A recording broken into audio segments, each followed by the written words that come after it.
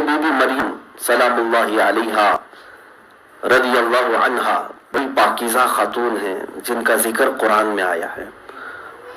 میں آپ کو اگر بتاؤں تو عورتوں میں صرف اور صرف ایک ہی نام قرآن میں ہے، یہ حضرت بی بی مریم کا ہے. حضرت مریم رضی اللہ تعالی عنہا، ان کی پرورش پوری بیت المقدس میں ہوئی.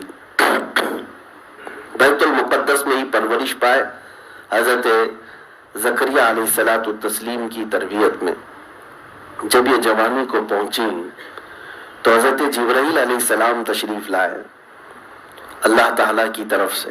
یہ واقعہ بھی سورہ مریم میں موجود ہے. حضرت مریم ہٹنے لگی ہے، پوچھی کہ کون ہے؟ تو حضرت جبرائیل علیہ السلام نے کہا کہ میں اللہ کی طرف سے بھیجا ہوا فرشتہ ہوں اور تمہیں ایک بیٹا دینے آیا ہوں، میں تمہیں ایک بیٹے کی بشارت دینے آیا ہوں. تو حضرت بی بی مریم نے اس وقت بھی کہا تھا انا لکی ھذا، یہ میرے لیے کیسے ہو سکتا ہے؟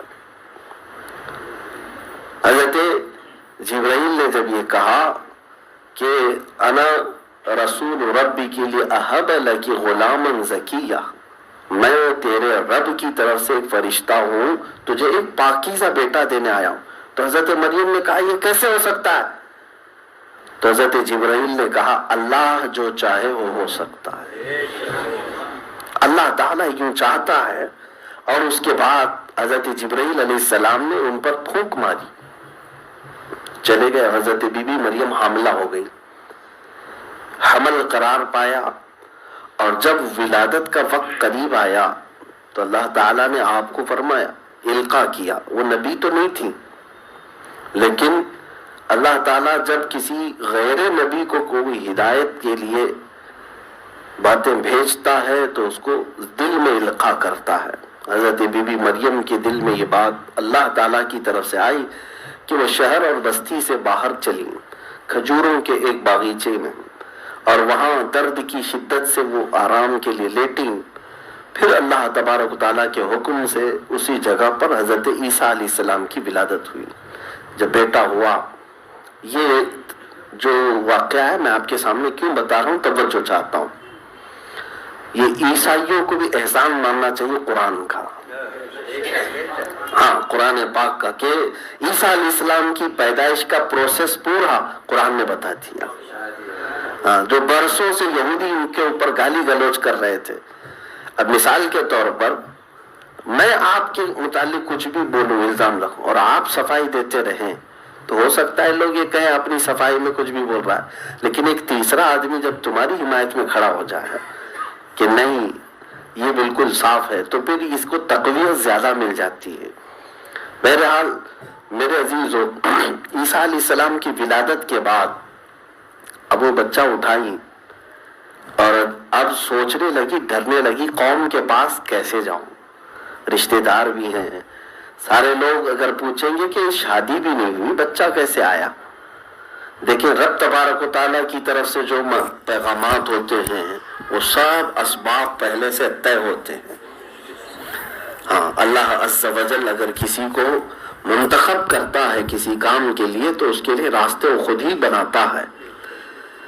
حضرت مریم نے بچے کو اٹھایا، رب تعالیٰ کی طرف سے انہیں حکم یہ ہوا کہ جب تم اپنی قوم کے پاس جاؤ تو اشارے سے کہہ دینا میں چپ رہنے کا آج روزہ رکھی ہوئی ہوں، بات نہیں کروں گی. سوالات کی بوچھار ہو جائے گی، یہ کہاں سے آیا، یہ کیسے ہوا، تو ایسی نہیں تھی، فلاں تھی. تو اللہ کی طرف سے ہوا حکم کہ اپنے آپ کو جواب مت دینا، کچھ بھی اشارہ اپنے بیٹے کی طرف کرنا. حضرت بی بی مریم لے کر کے آئی، قوم میں جیسے آئی ہوا وہی. ظاہر سی بات ہے لوگ دیکھتے کہاں ہیں، سب سے پہلے سوالات کی بوچھار کر دیتے ہیں. یا اخت ہارون ما کان ابوکی امرأ سوء وما کانت امکی بغیہ، اے ہارون کی بہن. ہارون کی بہن جو ہے پاکیزہ خاتون کو کہا جاتا تھا. ویسے آپ کے کوئی بھائی نہیں تھے ہارون، لیکن اخت ہارون جو ہے نہایت پاکیزہ عورت کو کہا جاتا تھا جس کے دامن پہ کبھی دھبا نہ لگاؤ. تو لوگوں نے کہا یا اخت ہارون، یہ بچہ کیسے آ گیا؟ نہ تمہاری ماں بری تھی نہ تمہارا باپ خراب تھا، تجھے تو اچھی تربیت دی گئی تھی، یہ بچہ کیسے آیا؟ تو حضرت مریم نے کیا کیا؟ فاشارت الیہ، بچے کی طرف اشارہ کیا اور کہا میں روزے سے ہوں آج۔ بات چیت نہ کرنے کا بھی روزہ ہوا کرتا، یہ پہلی شریعتوں میں تھا، ہماری شریعت میں نہیں ہے، ہماری شریعت میں چپی کا روزہ نہیں ہے۔ تو اب حضرت مریم نے جب بچے کی طرف اشارہ کیا تو لوگوں نے پوچھا قالوا کیف نکلم من کان فی المہد صبیا، ہم اس سے کیسے بات کریں جو ابھی گود کا بچہ ہے، آج پیدا ہوا گود میں لے کر کے آئی۔ لوگ جب یہ کہہ رہے تھے تبھی حضرت عیسیٰ علیہ السلام گود میں سے ہی بول پڑے، قال انی عبد اللہ آتانی الکتاب وجعلنی نبیا، کہا میں اللہ کا بندہ ہوں، اللہ نے مجھے کتاب بھی دیا ہے اور نبی بنا کر بھیجا ہے۔ یہ بھی معجزہ ہے۔ ظاہر سی بات ہے عیسیٰ علیہ السلام کا گود کے پہلے دن بات کرنا سارے لوگوں کو قائل کر گیا، سب سمجھ گئے کہ ظاہر سی بات ہے اگر بچہ ایک دن میں بولنے والا ہو سکتا ہے تو مریم جو کہہ رہی ہے کہ بغیر باپ کے ہوا یہ بھی ممکن ہو سکتا۔ تو پھر حضرت مریم نے عیسیٰ علیہ السلام کی پرورش کی۔ عیسیٰ علیہ السلام جب جوان ہوئے تو اپنی نبوت کے اعلان کے بعد اپنی کتاب انجیل کا آپ نے لوگوں کو درس دیا، لوگ جوق در جوق آپ کی طرف آنے لگے۔ عیسیٰ علیہ السلام کی تعلیمات اخلاق سے بھری ہوئی، انسان کو انسان بنانے والی، لیکن یہودی یا دجال کے پیروکار کہاں انسان بننے والے؟ جب بھی کبھی کوئی نبی ان کو سیدھا کرنے آتے تو جن کی قسمت میں ہدایت لکھی ہے وہ ایمان لے آتے، لیکن جو نہیں ماننا چاہتے تو وہ قتل کے پلان بنانے شروع ہو جاتے، منصوبے سیدھے مارنے کے بنانا شروع ہو جاتے۔ آج ان کے چیلے یہی کام کرتے ہیں، علماء حق علماء ربانیین کی سپاری دیتے ہیں ادھر سے ادھر۔ وہ کام آج بھی ہوتا ہے کہ جو حق بولنے والے ہیں ان کو پکڑ کر کے قید کر دیا جائے یا ان کو کسی کے ذریعے سے مار دیا جائے، مروا دیا جائے۔ میرے عزیزو، حضرت عیسیٰ علیہ السلام کی اس بات پر میں اب آ رہا ہوں جو آیت میں نے تلاوت کی۔ جب آپ کی عمر 30 سال کے قریب، 30 سے اوپر ہوئی تو یہودیوں کی دشمنی بڑھ گئی۔ وہ حضرت عیسیٰ علیہ السلام کے تبلیغی سیلاب کو روکنے کے لیے ہر ممکن کوشش کرتے رہے کہ ان کے پیروکار بڑھتے جا رہے ہیں، ان کے شاگرد بڑھتے جا رہے ہیں اور ان کی تعلیمات سے لوگ بہت زیادہ متاثر ہو رہے ہیں۔